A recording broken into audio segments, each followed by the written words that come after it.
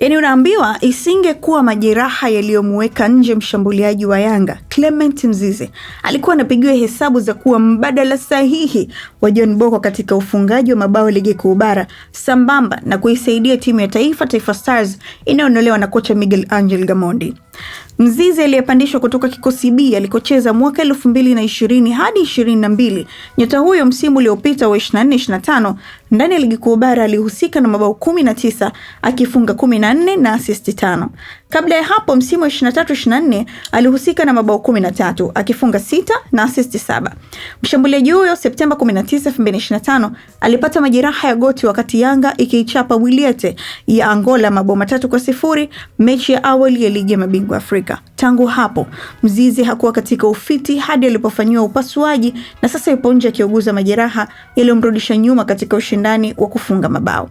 Kiwango alichokuwa ameanza kukionyesha Mzize kimemuibua aliyekuwa mshambuliaji wa Taifa Stars Yanga na Pan Africans Peter Tino, aliyekiri kuwa alikuwa anamuona kama mbadala wa Bocco hasa timu ya taifa.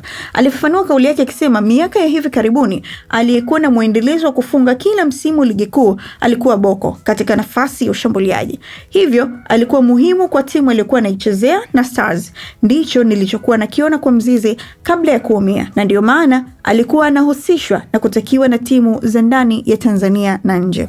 Aliongeza kwa kusema Mzize ni striker ninayemkubali kwa Tanzania. Alipopandishwa kutoka kikosi B alikuwa na muendelezo wa kiwango chake. Naamini asingekuwa nasumbuliwa angekuwa katika tatu bora ya washambuliaji wenye mabao mengi.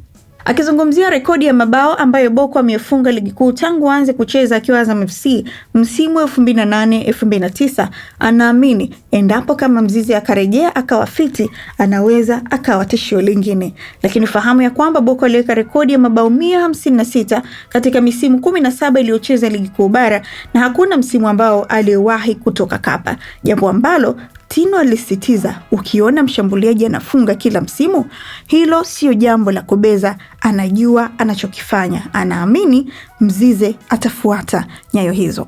Wewe vipi? Nini unaamini kutoka kwa Clement Mzize? Unasimama na Tino ambaye anaamini Clement Mzize ndio atakuja kuwa mbadala wa John Bocco yule ambaye alikuwa wa moto tukamfahamu kwa ubora wake katika mechi alizokuwa akizicheza kwenye ligi pamoja na kwenye timu ya taifa? Andika komenti yako hapo chini, alafu nenda katufuatilie PMTV kwenye mitandao yetu ya kijamii ukiandika PMTV Tanzania, bila kusahau ubashiri wako ama kucheza kwako kasino kuanzia shilingi 500 tu kwenye PMBet, basi kutakufanya ujishindie zawadi kama gari, pesa taslim, pamoja na zawadi nyingine nyingi ambazo zinatolewa kupitia pmbet.co.tz. Lakini vile vile credit Mwanaspoti kwa taarifa hii.